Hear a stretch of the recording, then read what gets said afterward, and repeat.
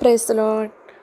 అపోస్తలుడైన పౌలు తిమోతికి రాసిన 2వ పత్రికలో మనుష్యులు ఎలా ఉన్నారు అని దేవుడు ఎంత స్పష్టంగా ఈ వాక్యాల ద్వారా మనతో మాట్లాడుతున్నారో ఒక్కసారి చూద్దామా?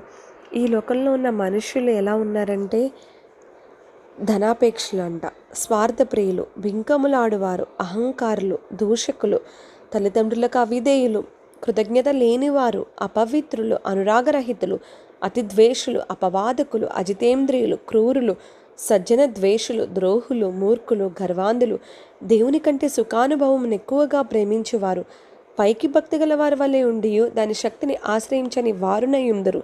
ఇట్టి వారికి విముఖుడవై ఉండుము.